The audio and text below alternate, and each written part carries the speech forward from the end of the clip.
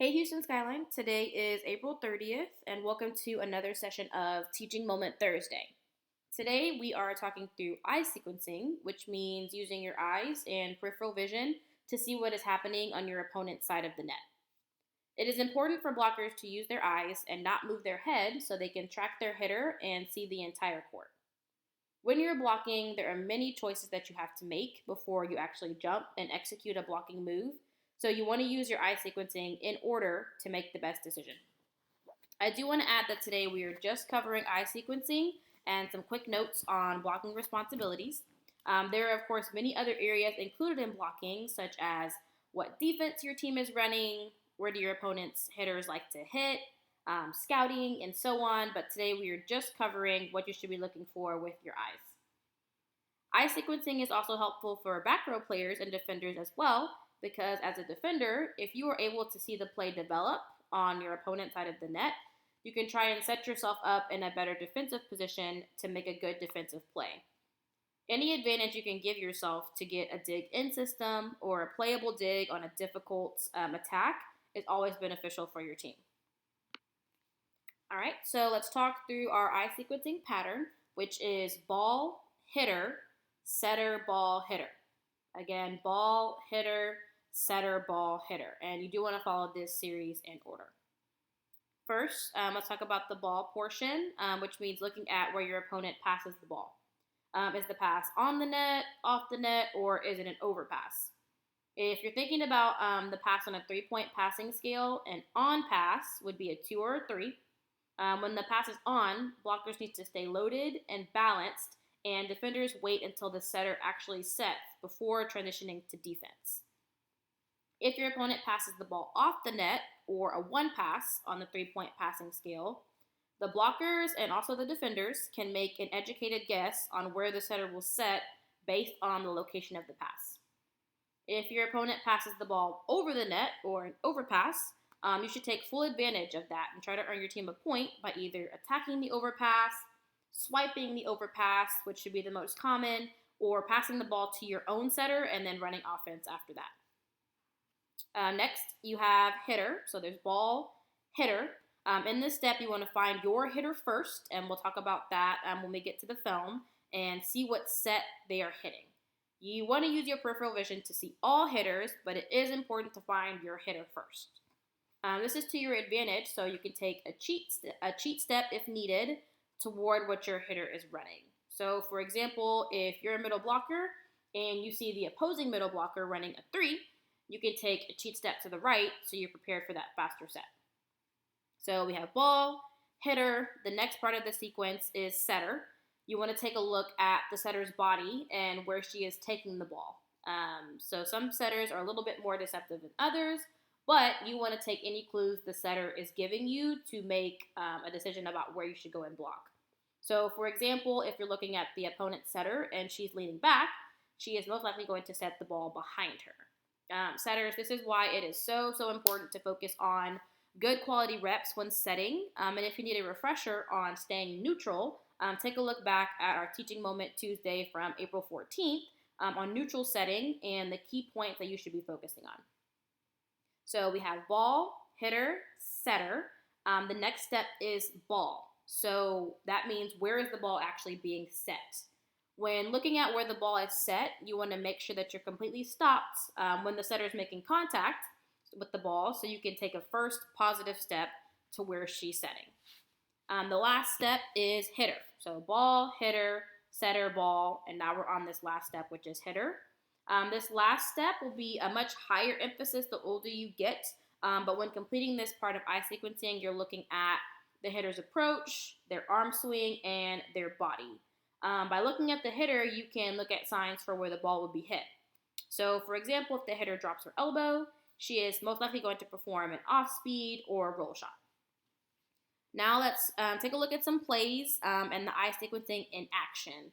When we're looking at these clips, we're going to watch the play in parts and talk through each step of eye sequencing, and some will be faster than others. Then we're going to play the clip for you in regular speed so you can see what it looks like all together. Let's get started with our first clip. We're going to pause right here and look at the ball first or the pass. In this clip, the opponent has passed a 3 or an on pass. The blockers are loaded and balanced, and the back row players have not transitioned to defense just yet because all 3 front row hitters are an option to get set. Next is hitter, so ball, hitter, or who is my hitter? In this clip, our right front's hitter is the opponent's outside, the middle blocker's hitter is the opposing middle blocker, and our left front's hitter is the opponent's right side, as shown with the arrows. And they're running a 5, a 1, and a D. So ball, hitter, next is the setter. We can take a look at this here as well and see that the setter isn't giving away too much here. As we play the clip a little bit more, we can look at the last 2 parts of the I sequencing. First is ball. So ball, hitter, setter, ball, or where the actual ball is being set. And in this case, the opponent set a 1. And let's take a look at the hitter, or what does the opponent's hitter look like. Right now her hand is open and extended, so we can take an educated guess that she's not going to utilize a hard-driven attack, but will most likely use an off-speed tip. Play the clip again in almost real time. See the ball pass on the net. Hitter is running 5-1-D. Setter is neutral. Setter setting a 1. And then the hitter showing that she is going to tip. One last time in real time. Ball, hitter, setter, ball, hitter. Let's take a look at another clip. In this clip, the setter is still back row, meaning we have 3 front row hitters. Starting with the ball first, we have a 3 pass on the net, meaning all 3 front row hitters can be set. Instead of running a 1, the opposing team's middle is running a 3. So we have 5-3-D instead of 5-1-D, as in our previous clip.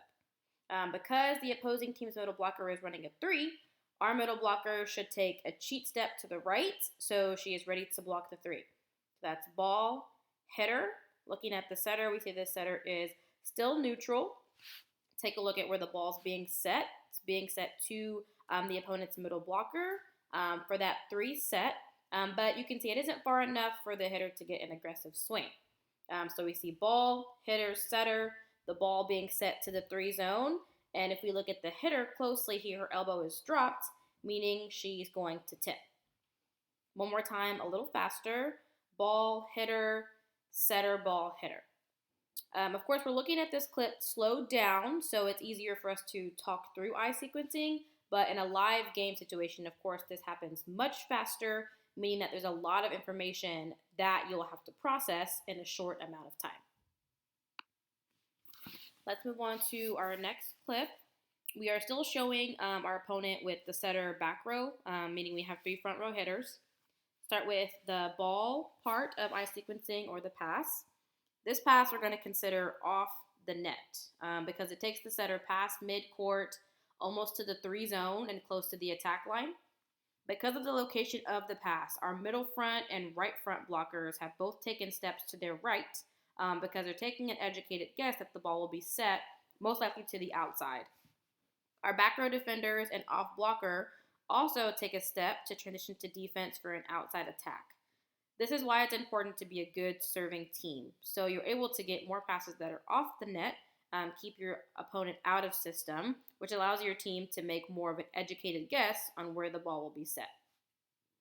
Next, you want to find your hitter. They're running a go 3 rip.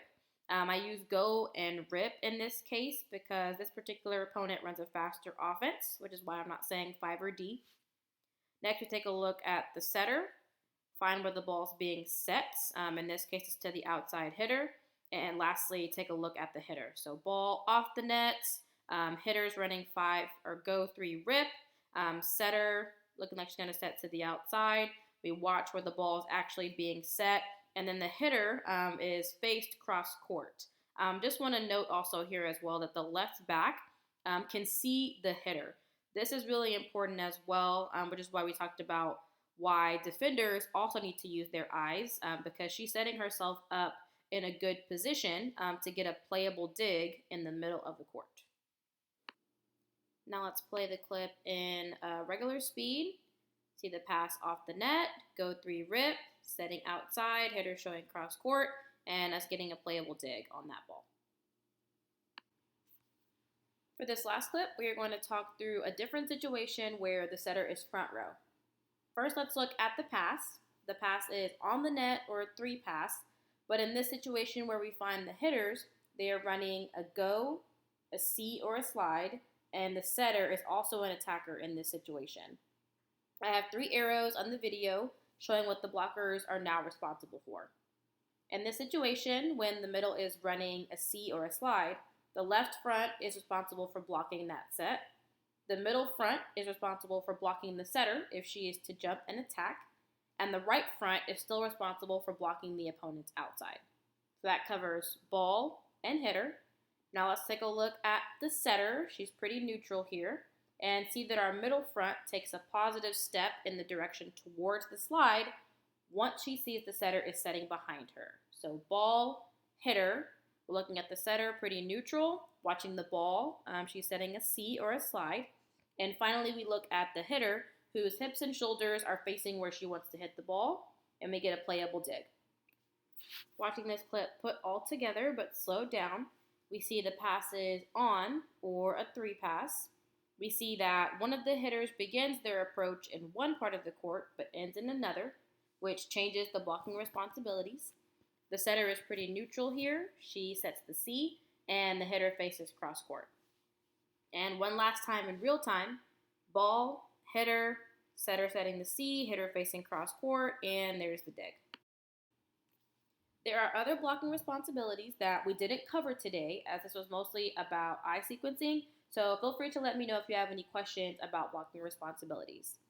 As for what you can do at home to work on your eye sequencing, you can watch film, highlights of your team or other teams, volleyball matches on your phone or computer, pretty much any clips that you can get your hands on that you can also slow down to walk through each of the parts of eye sequencing, but you also want to play them real time so you get used to processing information in a game-like situation. When watching the clips, do keep in mind that there are other factors that may be involved that we talked about at the beginning of our video, such as scouting, the opponent's go-to hitters, and so on, that could affect who's getting set. Feel free to shoot us any clips if you have any questions, but that's all for our Teaching Moment Thursday, and we will see you at our next Teaching Moment.